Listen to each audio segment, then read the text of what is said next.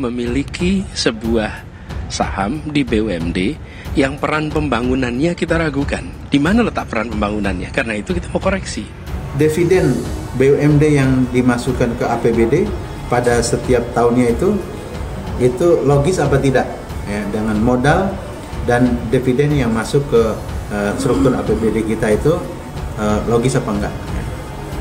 Kalau tidak logis kita evaluasi. Kalau tidak evaluasi, padahal ini bisnis yang menjanjikan, ya harusnya dipelihara. Ya. Ketika tahun 2018 itu mulai muncul surat menyurat itu, maka kami fraksi PD Perjuangan meminta kepada Pemprov untuk membuat kajian untuk kita bahas bersama-sama antara eksekutif dan legislatif kaitan dan rencana pelepasan saham PT Delta itu.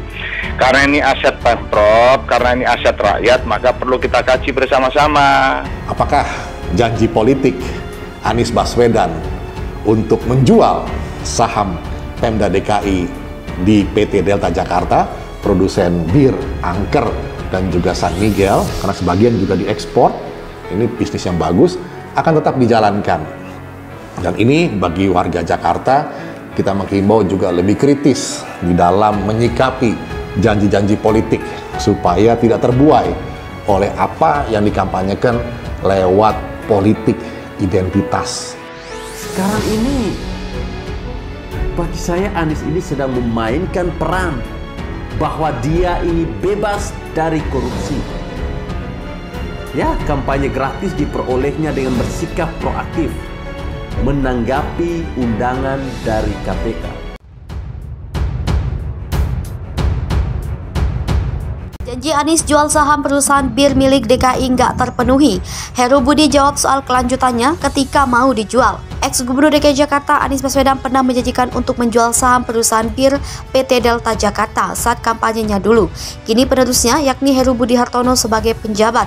Sementara Gubernur DKI Jakarta memberi jawaban soal kemungkinan kelanjutan rencana tersebut. Sebelumnya, janji Anies menjual saham bir ini terjegal oleh DPD DKI yang tak memberikan izin melepas saham atau divestasi. Sebab Delta dinilai memberikan banyak pemasukan bagi kas daerah Jakarta tanpa mengeluarkan penyertaan modal daerah yang besar. Menurut Heru, rencana menjual saham PT Delta tak bisa sembarangan dilakukan, karena perusahaan itu juga merupakan aset pemerintah, perlu ada pembahasan dan koordinasi lebih lanjut dengan pemerintah pusat. Diberitakan sebelumnya, janji kampanye Gubernur DKI Jakarta Anies Baswedan untuk melepas saham perusahaan bir PT Delta Jakarta sulit untuk terwujud. Pasalnya, Ketua DPD DKI Jakarta Prasetyo Edi Marsudi menyatakan tak akan memberikan izin selama masih menjabat. Menanggapi hal ini, Riza Patria selaku ex-wakil Gubernur DKI Jakarta menyebut ia tak bisa menuntaskan janji Anies itu. Karena itu, selanjutnya ia akan menyerahkan persoalan ini kepada penjabat gubernur yang akan menggantikannya.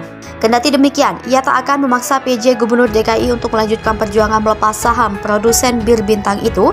Jika memang ingin meneruskannya, maka ia berharap PJ Gubernur melobi pimpinan DPD DKI. Politisi Gerindra ini menyebut memang Anies bersama Sandiaga Uno saat Pilkada 2017 berkeinginan melepas saham PT Delta.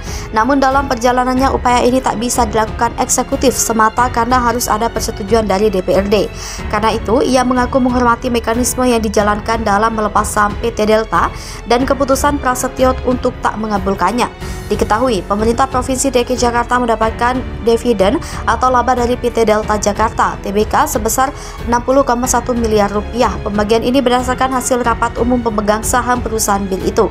Hal ini dikatakan oleh PLT Kepala Badan Pembinaan Badan Usaha Milik Daerah DKI Budi Purnama dalam rapat itu. PT Delta akan membagikan dividen senilai Rp300 per saham untuk laba tahun buku 2021. Nilai dividen yang dibagikan kepada Pemprov DKI ini naik 13% dari laba tahun sebelumnya, yakni Rp52,5 miliar. Ia mengaku puas karena PT Delta tidak pernah meminta penyertaan modal daerah kepada Pemprov DKI. Ingat janji Anies Baswedan soal bir angker saat kampanye Pilkada DKI. hingga kini tak terrealisasi. Janji Anies Baswedan saat kampanye politik pemilihan Gubernur DKI Jakarta periode 2017 diungkit lagi. Hingga masa jabatan sebagai Gubernur DKI Jakarta periode 2017 sampai 2022 berakhir, janji Anies Baswedan soal perusahaan bir Anchor tak kunjung terrealisasi. Kini Anies Baswedan resmi sudah mengakhiri masa jabatannya sebagai Gubernur DKI Jakarta periode 2017 sampai 2022. Anies Baswedan kemudian diusung Partai Nasdem untuk bertarung di Pilpres 2024. Terlepas dari capaiannya, selama 5 tahun menjabat, masih ada sejumlah janji ekonomi kampanyenya yang belum terrealisasi. Salah satu janji Anies Baswedan yang belum direalisasikan adalah menjual kepemilikan saham Pemprov DKI Jakarta di PT Delta Jakarta Tbk yang merupakan produsen bin Anchor. Saat kampanye Pilgub DKI Jakarta, Anies melontarkan niatan tersebut karena ingin menjauhkan generasi muda dari minuman keras. Tak elok rasanya jika pemerintah daerah sampai menjadi pemilik perusahaan minuman keras. Di samping itu, ia mengatakan bahwa 26,25% saham PT Delta Jakarta yang dimiliki Pemprov DKI tidak menguntungkan. Dengan menjual saham tersebut, uangnya bisa dialokasikan untuk pembangunan fasilitas publik dan memenuhi kebutuhan dasar warga. Setelah terpilih, Anies Baswedan bersama wakilnya kala itu, Sandiaga Uno, memang pernah mengumumkan akan melepas saham di PT Delta Jakarta pada 16 Mei 2018. Namun hal itu belum terrealisasi hingga kini. Salah satu sebabnya yakni alotnya pembahasan di DPD DKI untuk meloloskan persetujuan penjualan saham DLTA yang diusulkan Anies Baswedan. Janji kampanye Anies Baswedan soal pelepasan saham DLTA juga sempat muncul lagi ke permukaan ketika masyarakat dihebohkan dengan adanya aturan investasi minuman keras dalam Peraturan Presiden Nomor 10 Tahun 2021 tentang bidang usaha penanaman modal. Namun aturan ini sudah dicabut setelah Presiden Joko Widodo mendapat kritikan dari khalayak serta masukan dari para pemuka agama. Pemilik saham DLTA dikutip dari laman resmi Delta Jakarta, Rabu 19 Oktober 2022.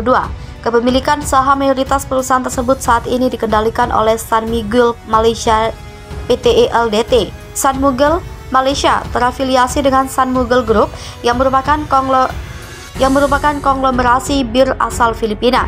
Di Delta Jakarta, San Miguel menggenggam mayoritas atau jadi pengendali saham terbesar.